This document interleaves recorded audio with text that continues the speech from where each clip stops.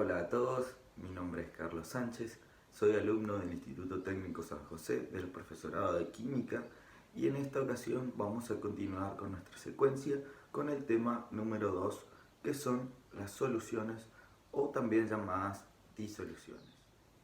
Bueno, ahora tenemos que pensar en qué son las soluciones. ¿Sí? Las soluciones son mezclas, ¿sí? Son mezclas de tipo homogéneas. ¿Sí? Para ir repasando conceptos, las mezclas son las combinaciones de sustancias y una sustancia homogénea es aquella en la que no se distinguen fases. En este momento les aconsejo que presten mucha atención a la experiencia que voy a realizar.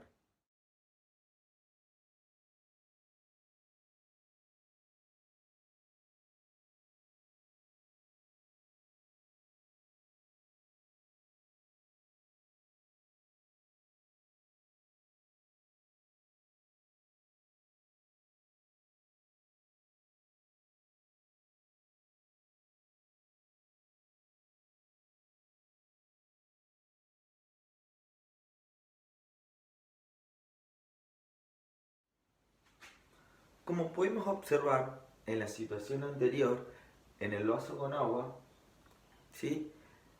Vimos el ejemplo clásico de una solución homogénea.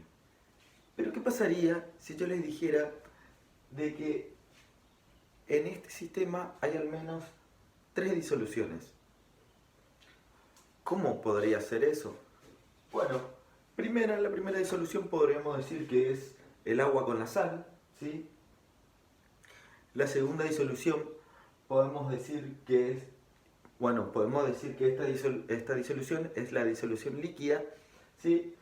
La segunda podemos decir que es la cuchara, ¿sí? Que es de acero inoxidable, que va a estar compuesta de aleaciones de metales, como por ejemplo el hierro, el cromo, entre otras, ¿sí?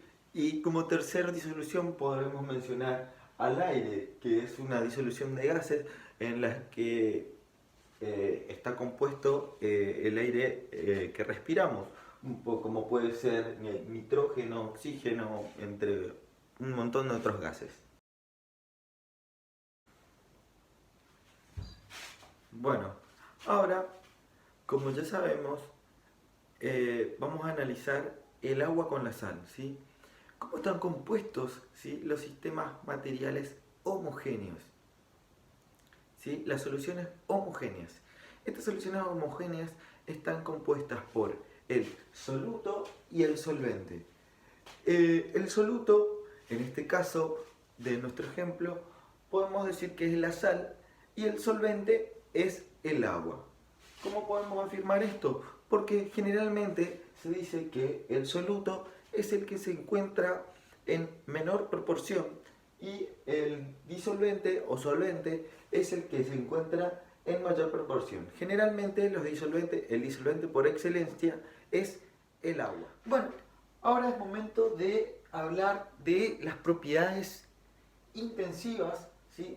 De nuestras soluciones, ¿sí? O sea, propiedades intensivas de la materia, ¿sí? Las propiedades intensivas son aquellas que no dependen de la cantidad de materia, ¿sí? A diferencia de las propiedades extensivas que dependen de la cantidad de materia, ¿sí?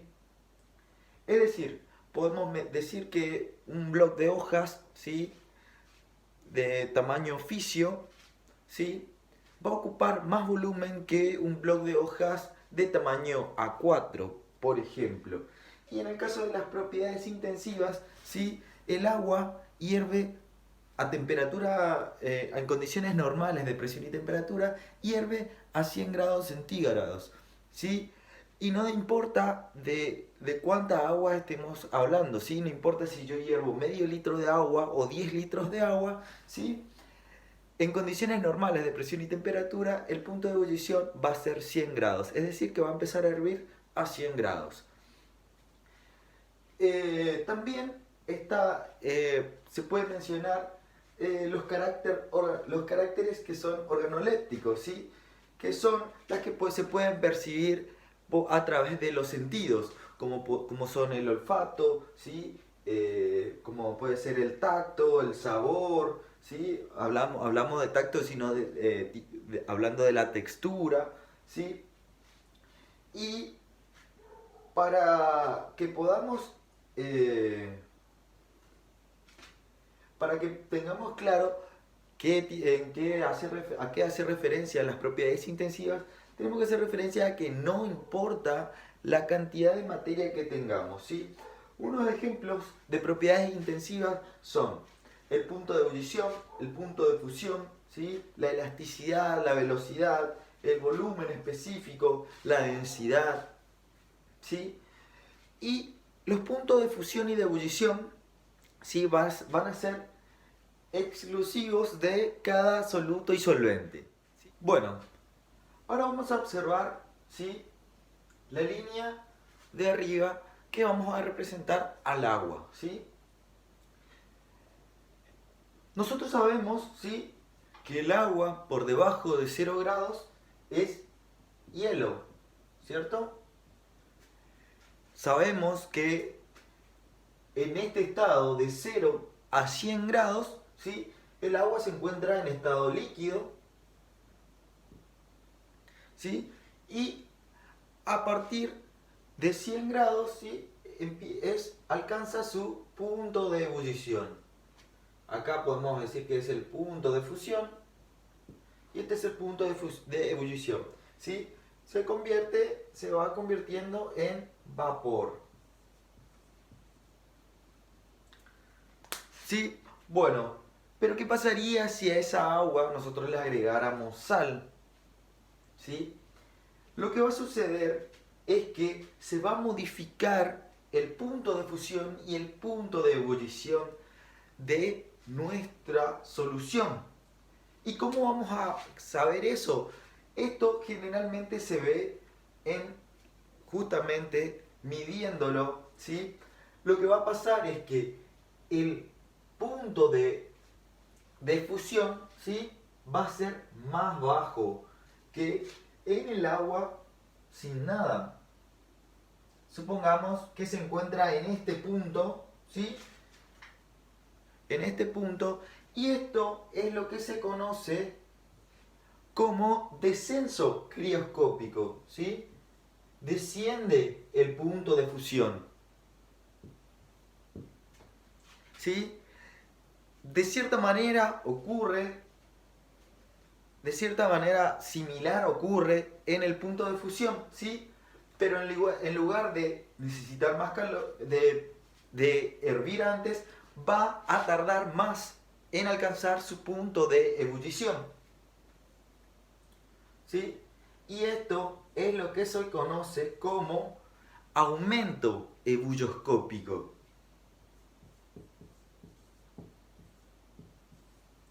¿Sí? Que es el aumento en el punto de ebullición. Todas estas interpretaciones que estamos haciendo son posibles, ¿sí?, en soluciones que están diluidas, ¿sí?, que no son volátiles, obviamente, ¿sí?, y que sean solo solubles a líquido, ¿sí?, no a otras sustancias.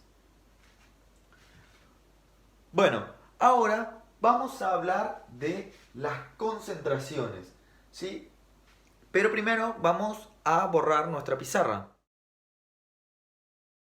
Bueno, hasta aquí veníamos viendo que el soluto estaba en menor proporción y el solvente estaba en mayor proporción, pero en la química no nos quedamos con eso, ¿sí? Y si queremos saber, ¿sí?, cuánta cantidad de soluto hay en determinada cantidad de solvente o en determinada cantidad de solución, ¿sí?, este proceso es lo que se conoce como concentración, ¿sí? La concentración es una magnitud que mide la cantidad de soluto, ¿sí?, o de solvente, ¿sí?, que están presentes en una disolución. Dependiendo de la concentración, ¿sí?, de esta sustancia, nosotros podemos decir que son de diferentes tipos, ¿sí? Y las voy a explicar ahora. Bueno, Las concentraciones, ¿sí?, pueden ser de 4 formas diferentes, ¿sí? Las soluciones pueden ser diluidas, concentradas, saturadas y o sobresaturadas, ¿sí? Bueno, las soluciones diluidas son aquellas en las que la cantidad de soluto es muy pequeña, como por ejemplo 1 gramo, ¿sí?, de sal en 100 gramos de agua, ¿sí?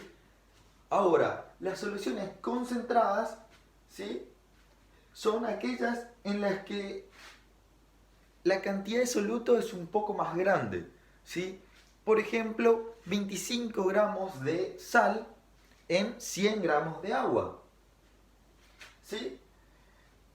Las concentraciones saturadas dicen que a una determinada a una determinada temperatura ya no admite más cantidad de sal para disolver, ¿sí? Es el punto justo en donde disuelve toda la cantidad de sal, pero ya no puede admitir más sal para disolver, ¿sí? Y por ende nace las soluciones sobresaturadas, ¿sí?, que son aquellas que contienen una cantidad mayor de soluto permitida a una determinada temperatura, ¿sí? Para ir cerrando nuestra clase de hoy acerca de soluciones, ¿sí?, vamos a hablar de un tema que es de un proceso de un método, mejor dicho, un método de separación, ¿sí?, de sustancias homogéneas, ¿sí?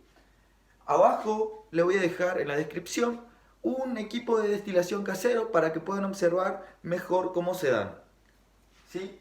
Este proceso de destilación se puede ocurrir de 2 maneras, ¿sí? La destilación simple y la destilación fraccionada. La destilación simple consiste básicamente en hacer hervir una mezcla para separar distintos componentes. Y estos componentes difieren mucho, ¿sí?, en su punto de ebullición.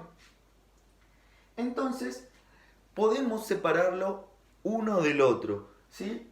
Y la destilación fraccionada se utiliza cuando los productos que están en la solución, ¿sí?, tienen una pequeña, muy pequeña diferencia, ¿sí?, entre sus puntos de ebullición. Como por ejemplo si tuviésemos una mezcla de agua con alcohol. Y bueno, chicos, esto ha sido todo por hoy. Espero que les haya gustado nuestra clase y espero que hayan aprendido un poco más acerca de la química y de las soluciones. Muchas gracias.